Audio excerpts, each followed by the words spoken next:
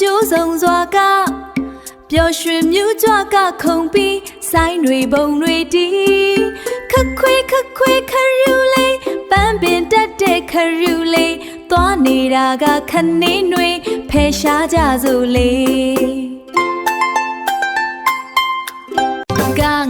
ကငယ်ကနန်းတင်မယ်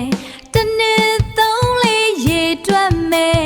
ကယူဆိုင်ပါကွယ်ငါကလေးအရွယ်ငယ်လေးငလက်မလေးအရွယ်ငယ်ငိုင်မနေနဲ့ကွယ်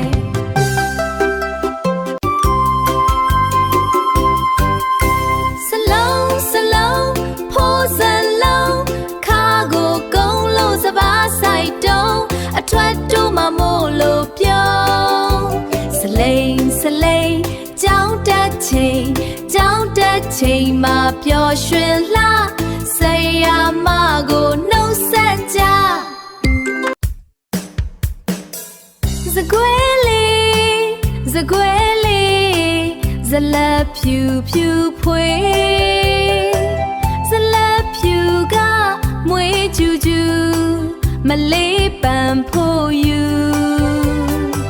ညာလာပြညာဖို့ရွှေလာကဝင်းပပလာရောင်အောင်မှာပျော်ရွှင်လို့တို့တွေကစားကြစို့